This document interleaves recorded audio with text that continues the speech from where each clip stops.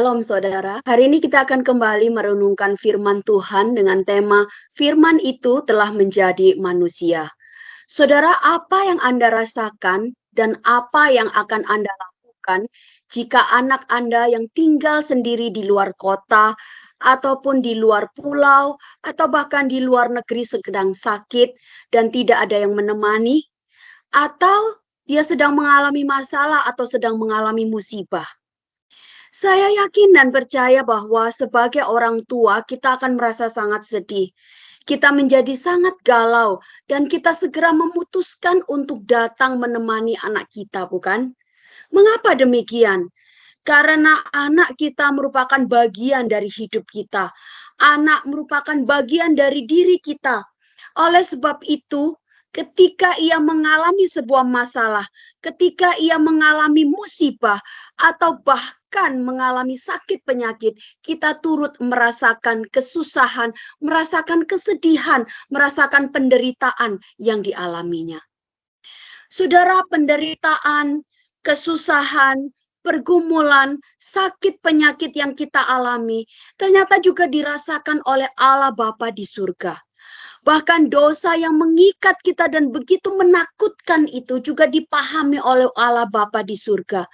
Karena kita yang percaya adalah bagian dari milik kepunyaannya. Kita yang percaya adalah anak-anaknya. Oleh sebab kasihnya yang begitu besar, ia datang ke dalam dunia ini. Yohanes 1 ayat 1 berkata, pada mulanya adalah firman. Firman itu bersama-sama dengan Allah dan firman itu adalah Allah. Ayat 14 dikatakan firman itu telah menjadi manusia dan diam di antara kita. Dan kita telah melihat kemuliaannya itu, yaitu kemuliaan yang diberikan kepadanya sebagai anak tunggal Bapa, penuh kasih karunia dan kebenaran. Saudara, kata diam di dalam Yohanes pasal 1 ayat 14 itu bukan berarti bahwa Allah itu tidak peduli.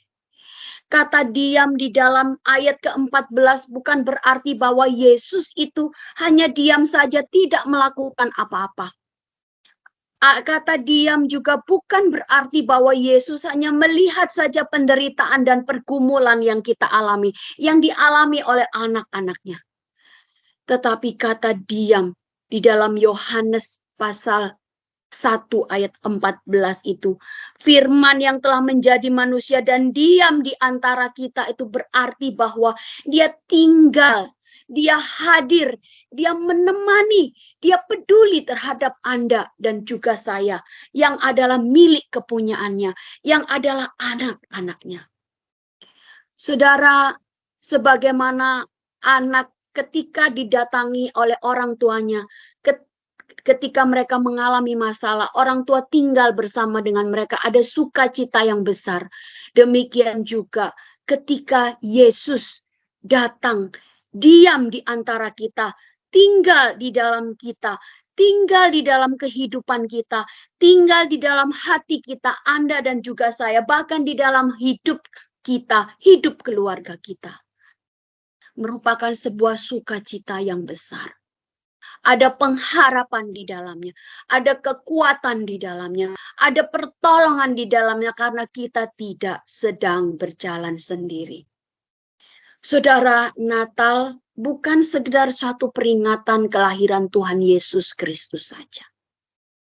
Tapi Natal merupakan sebuah momen yang terus mengingatkan kita orang-orang percaya bahwa Dia, Yesus, adalah Tuhan yang hadir, tinggal di dalam kita, diam di antara kita, hidup di dalam hidup kita, hidup di dalam hati kita, hidup di dalam hati keluarga kita, menjaga kita, melindungi kita, menghibur kita, menyembuhkan, menguatkan, mencukupkan, memberkati, bahkan memimpin seluruh kehidupan kita, Anda dan juga saya.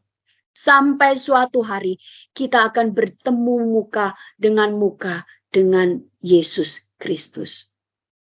Saudara, ini merupakan sebuah pengharapan dan sukacita yang besar. Oleh sebab itu, apabila ada di antara kita yang mulai jauh dari Tuhan. Padahal dia tinggal dan diam di dalam hidup kita.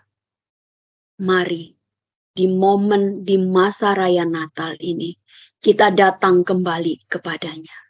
Biarkan dia tinggal terus di dalam hidup kita dan kita juga tinggal di dalam Yesus Kristus itu. Dan merasakan sukacita yang besar karena dia tinggal diam di antara kita.